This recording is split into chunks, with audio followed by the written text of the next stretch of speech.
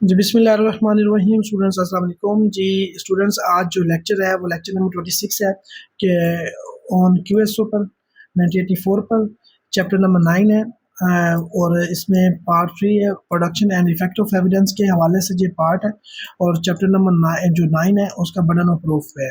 ठीक है, आपने पढ़ लिया था 119 तक आर्टिकल पढ़ लिए थे। आज 120 से शुरू करते हैं। Article number 120। आर्टिकल 120 ये कहता है कि burden of proving fact to be proved.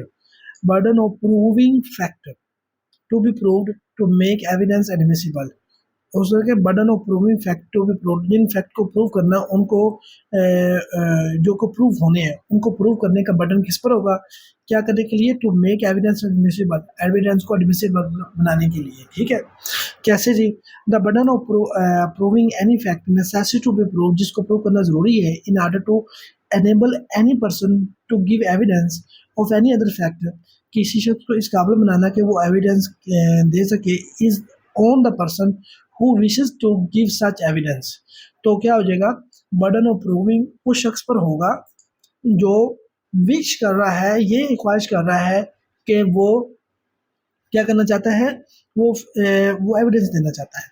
The burden of proving any fact necessary to be proved in order to enable any person to give evidence of any fact, any other fact, is on the person, उस पर person पर होगा who wishes to give such evidence, जो evidence देना चाहता है। तो burden of proof भी उस शख्स पर होगा। ठीक है, आगे जी, illustration. A wishes to prove a dying declaration by B। ठीक है, ए की ख्वाहिश है, ए क्या करना चाहता है कि ए डाइंग डिक्लेरेशन जो है ना वो प्रूव करना चाहता है। ठीक है, A wishes to prove a dying declaration by B, जो कि बी ने दिया है। A must prove B death, पहले उसको बी की डेथ प्रूव करनी पड़ेगी। आगे बी है, illustration B. A wishes to prove by secondary evidence, ये क्या करता है? सेकेंडरी एविडेंस के जरिए प्रूव करना चाहता है the contents of the lost documents. ठीक है, डॉक्यूमेंट लॉस्ट के, जो डॉक्यूमेंट गुम हो गया उसके कंटेंट्स को सेकेंडरी एविडेंस की मदद से प्रूव करना चाहता है। तो ए को पहले क्या प्रूव करना चाहिए? द डॉक्यूमेंट्स वो लॉस्ट हो चुका है। ठीक है, ये चीज़। आगे जी, एमसीक्यू नंबर 10। एक्चुअली यहाँ पे एमसीक्यू नंबर हमारा 1 आना है, तो वो मैं आपको अभी बताता हूँ। ठीक है, the burden of proving any, MCQ number 1 कैसे करेंगे? The burden of proving any fact necessary to be proved in order to enable any person to give evidence of any other fact, तो is on the person who wishes to give such evidence। तो evidence जो देने जाना चाहता है कि इस चीज़ पे मैं एविडेंस दूँ, तो बर्डन ऑफ प्रूफ पे उस पर होगा। जो फैक्ट प्रूव करना नेसेसरी है, तो उस फैक्ट को प्रूव करने के लिए जो बर्डन ऑफ प्रूफ होगा वो वो उसी शख्स पर होगा जो ये चाहता है सॉरी तो बर्डन किस पे होगा? उसी शख्स पे होगा जो उसको प्रूव करना चाहता है, to give evidence of any other fact. ठीक है, आगे जी, एमसीक्यू नंबर 2।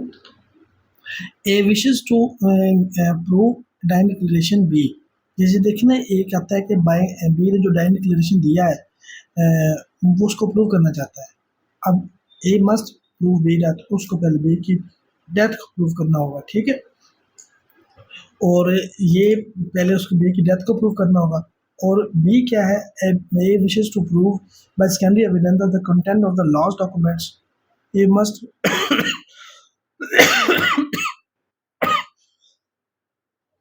तो यहाँ पर ए को क्या करना चाहिए? A must prove that the document has been lost, document lost हो चुका है। ए ऑप्शन ठीक है इसका। आगे चलते हैं जी, article 121। Burden of proving the case of accused come within the द एग्जाम्पशंस। ठीक है ना, एग्जाम्पशंस मतलब burden of proving the case of accused comes within इन एग्जाम्पशन। अगर अक्यूज्ड का केस जो है वो एग्जाम्पशंस के एक्सेप्शंस में आ जाए, थोड़ी सॉरी एक्सेप्शन लिखा हुआ है, एक्सेप्शंस में आ जाए, तो फिर वो बर्डन ऑफ प्रूविंग को, जो बर्डन ऑफ प्रूव करना है वो किस पर होगा? When a person is accused of an offence, the burden of proving the existence of the circumstances bringing the case with in any of the general exceptions. General exceptions में आ गया है इन Pakistan penal code में, chapter number ये मेरा ख्याल 4 है। और with in any special exceptions or proviso contained in any other part of the same code, किसी भी तरह की एक्सेप्शन में आ जाता है, और in any the large any large defining the offence is upon him, तो उस पर बर्डन ऑफ प्रूफ किस पे होगा, उस पर होगा। The court shell presume that the absence of such circumstances, तो बर्डन ऑफ प्रूफ किस पे होगा, when a person is accused of an offense the burden of proving the existence of the circumstances किस पर होगा, is upon him, तो burden of proof उस पे होगा। जो ये कहता है कि बर्डन ऑफ प्रूफ ये जो मैंने ऑफेंस किया है ये एक्सेप्शन में फॉल करता है, तो वो पहले साबित करेगा कि जनरल एक्सेप्शन में फॉल करता है, लिहाजा ये ऑफेंस की जो सजा है वो मुझ पर नहीं लगती है, तो वो साबित करे ना कि ये किस लॉ के तहत ये इसका जो ऑफेंस है वो एक्सेप्शन में आता है। ठीक है, आगे ए जो देखें, ए अक्यूज ऑफ मर्डर है, ए ने मर्डर किया, allege that by reason of unsoundness of mind, वो कहता है कि मेरा उस वक्त दिमाग नहीं ठीक था, अनसाउंडनेस ऑफ माइंड की वजह से मैंने ये क्या किया, मर्डर किया है। He did not know the nature of act, और फिर एक्ट की जो है ना नेचर से वाकिफ नहीं था। The burden of proof is on A, क्योंकि ए कह रहा है ना कि मैं अनसाउंडनेस ऑफ माइंड की वजह से, तो ए पर है, बर्डन ऑफ प्रूफ किस पर, ए पर है। तो इसी तरह ये एग्जांपल्स है, ए अक्यूज ऑफ मर्डर उसने मर्डर किया ए ने, और वो ये एनालिसिस करता है कि by grave and sudden provocation, sudden and grave provocation, मैंने उसको क्या दिलाया, मुझे उसने गुस्सा दिलाया, उसकी वजह से मैंने उसका मर्डर किया। He was deprived of the power of self control, मैंने सेल्फ कंट्रोल खो दिया। The burden of proof is on A, यही कह रहा है कि मैंने सडन प्रोवोकेशन की वजह से उसने मुझे गुस्सा दिलाया, इतलाल दिलाया मुझे, तो क्या हुआ, तो बर्डन ऑफ प्रूफ किस पे होगा, ए पर होगा। अब आगे सी इसकी आ जाती है illustration, section 325 of the Pakistan penal code provide ये करता है कि whoever except in the case provided for by section 335 voluntarily causes grievous hurt, अगर वो वॉलंटरली काजेस ग्रीवियस हर्ट करता है, ठीक है ना, except in the case provided for by section, इसके अलावा shall be subject to the certain punishments, तो वो उसकी पनिशमेंट्स होगी। A charge with the voluntarily causing grievous hurt under section 335, उसको 335 के तहत उसके चार्ज है। The burden of proving the circumstances bringing the case under section 336 किस पर होगा, वो लाई ए पर करता है, ठीक है ना, वो ए पर लाई करेगा। आगे एमसीक्यूज नंबर जो है वो है 3, एमसीक्यूज नंबर है 3। इसमें देखिए, मैंने person is accuse of an offence, the burden of proving the existence of circumstances किस पे होगा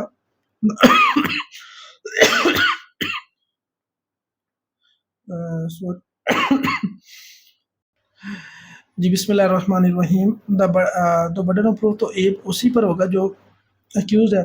अब ये देखिए, अब the court shell presume the absence the court shell presume the absence of the circumstances, ये के तो क्या करेगी, कोर्ट ये प्रिज्यूम करेगी वो सर्कमस्टांसेस वही नहीं, ये मैंने ऊपर पढ़ा दिया, ए ऑप्शन ठीक है इसका।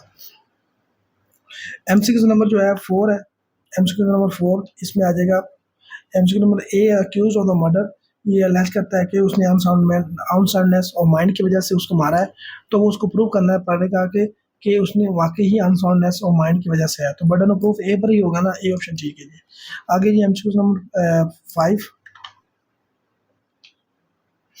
एमसीक्यू नंबर 5 ये कहता है कि section 335 of the Pakistan penal code ये कहता है कि ये जो प्रोवाइड करता है कि whoever except in the case provided for by section 335 voluntarily causes grievous hurt, section 335 ये बताता है कि अगर कोई ग्रीवियस हार्ट पहुंचाता है तो shall be subject to the certain punishment, उसको पनिशमेंट मिलेगी। As charge with the voluntary causing grievous hurt under section 325, तो उसने 325 के तहत उन्होंने क्या ग्रीवियस हार्ट किया है।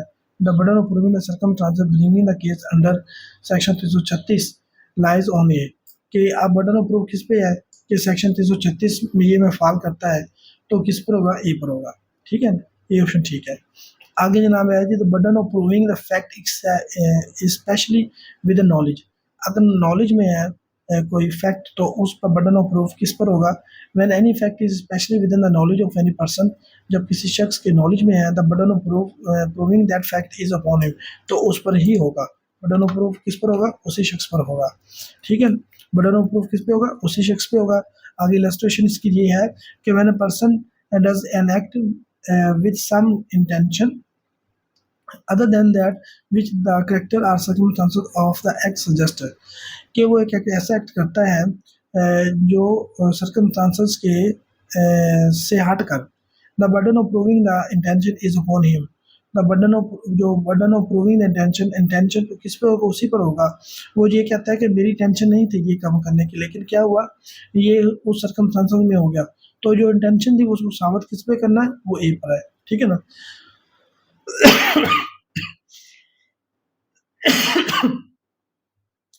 बिस्मिल्लाहिर्रहमानिर्रहीम। सॉरी एक्चुअली खांसी मुझे अचानक आना शुरू हो गई, इस वजह से प्रॉब्लम हो रहा है। Is charge with travelling on railway without ticket.